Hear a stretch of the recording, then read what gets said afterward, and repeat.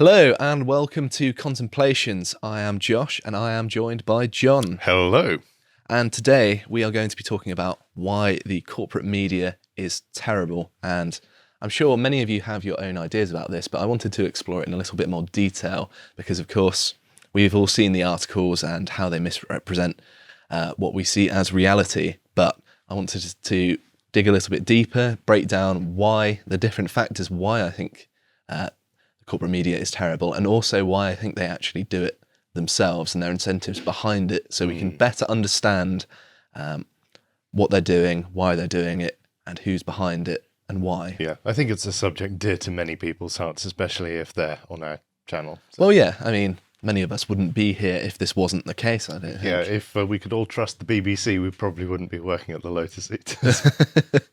Well, I'm happy I'm here anyway. Yeah. So, to start off, obviously it hasn't necessarily always been this way. Around the sort of late 60s, early 70s, the corporate media was at its peak of popularity and public image in a way. So it's riding the wave of the civil rights movement, the Vietnam War, particularly the Pentagon Papers, published by the New York Times, which proved that President Johnson had lied to the public in Congress about the Vietnam War. And of course, Watergate as well was exposed by journalists as well. So respect and trust of the media was never higher at this point, although obviously they still had their moments. I mean, they're still human beings behind the publications. Yeah, and you get a sense of this when you speak to people from previous generations as well. They are all of the opinion that our media used to be so much better. I'm not sure if it's as much better as they remember it, but they certainly trusted it, and it wasn't directly insulting to their sensibilities in the way that it is now. I think there has been a stylistic change in how they approach things, but we'll break that down as we kind of go along. So obviously, trust in the media has gone down. It's comparable to that of trust in politicians these days. And we're going to break down why that might be. And the first thing I'm going to talk about is the lies. It's a pretty long segment, I expect. Well, yes, obviously, we're not going to talk about every media lie that's ever been told because I will be here for weeks and weeks. There is such a thing as the heat death of the universe. Yeah. So obviously one of the supposed roles of journalists, probably the main role, is that when dealing with things like politics, they hold politicians accountable and those in government accountable for misgivings that the public may not be aware of. And of course, that's a very practical point because people have their specializations. They don't want to dedicate their entire day to being able to follow what their representatives and officials are doing.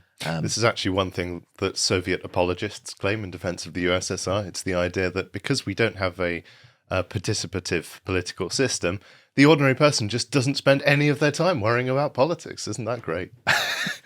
That seems like a small consolation for living in the Soviet Union. That's true. That is true. It's like, yes, you won't be worried about politics when you're starving in a gulag. Great.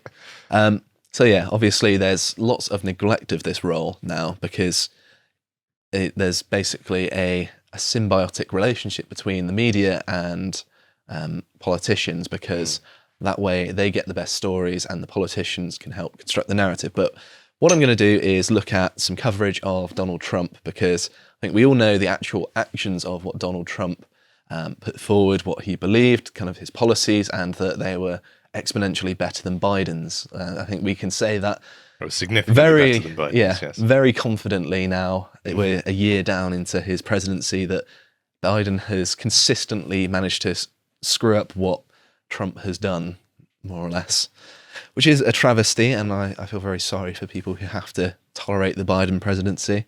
The Biden regime. Yes.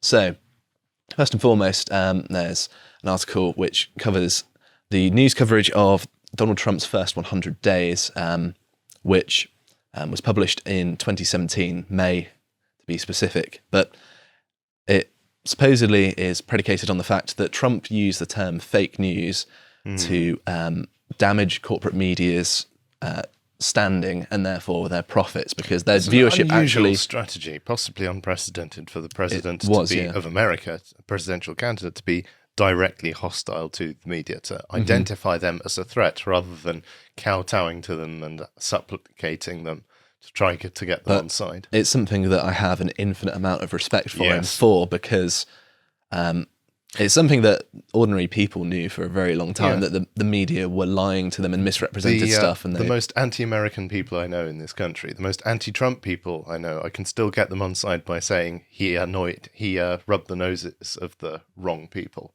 He annoyed the media. And that sort of thing. And no one else had the courage to do that until he came along.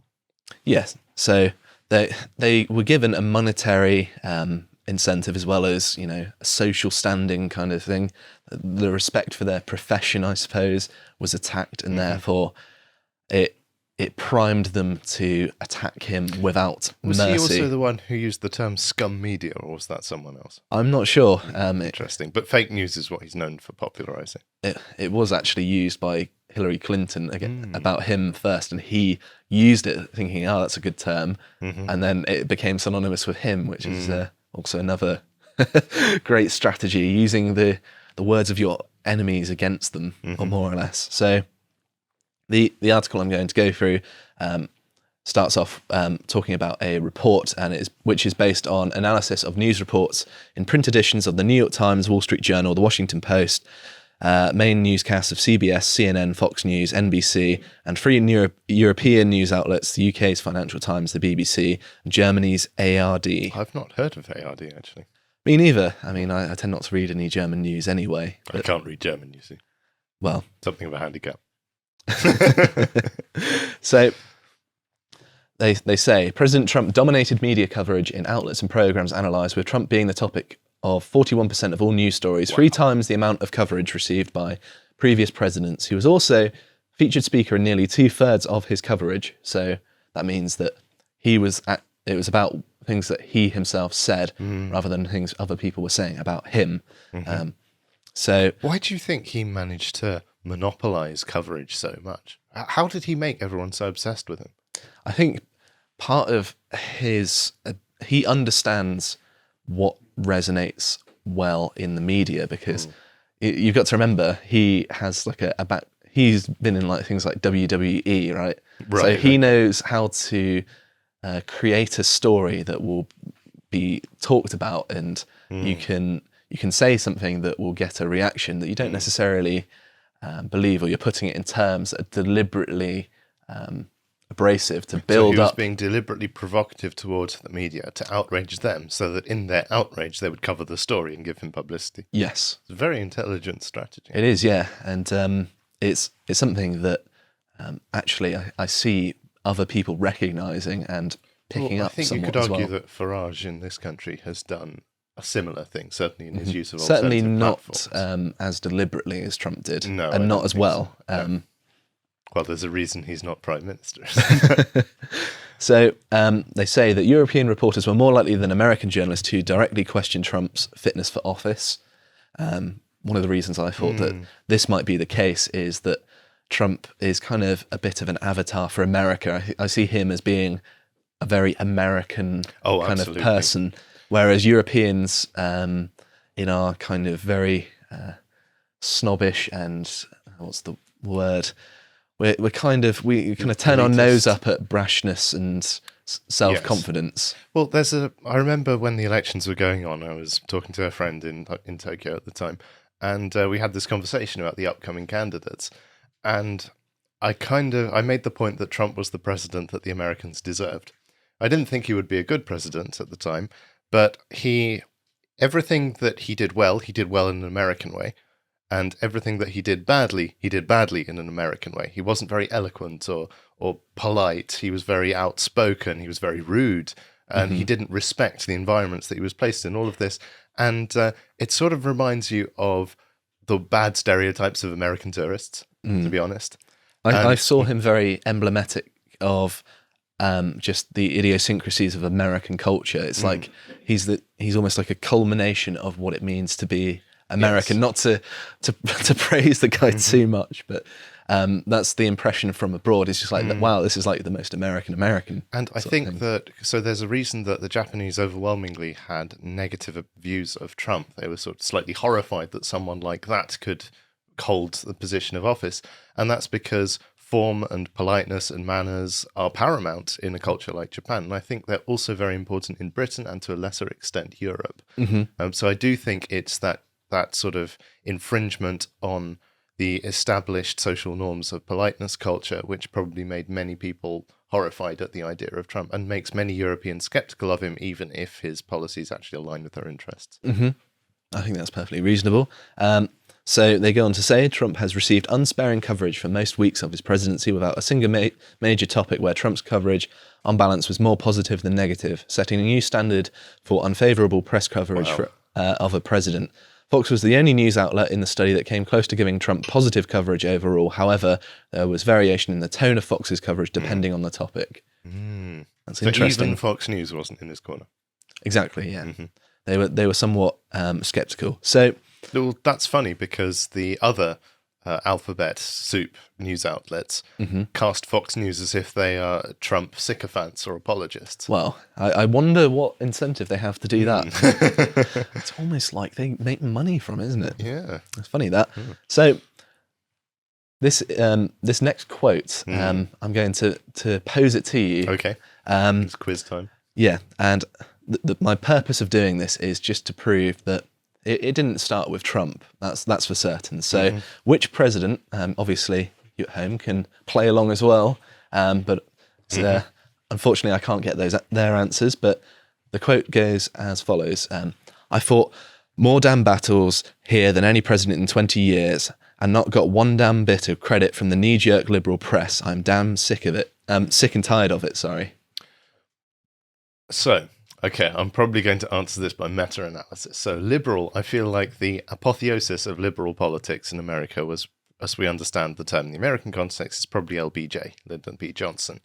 So it'd be hilarious if it were Lyndon B. saying that.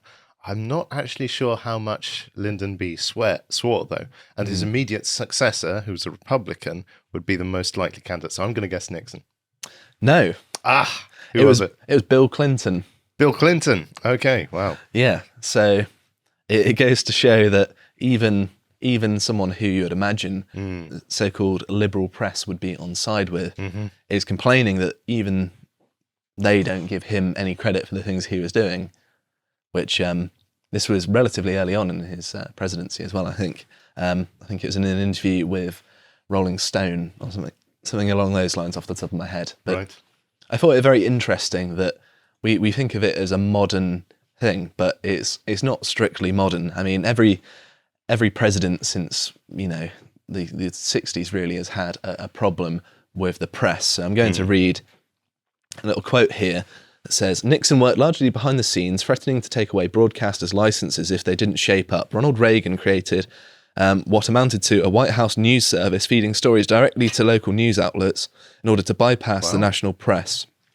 That's very George clever. W. Bush extended that strategy, adding video feeds to the mix. Clinton and Barack Obama relied on one-on-one interviews with reporters in an effort to get out their side of the story. During his presidency, Obama held more than 1,000 such interviews."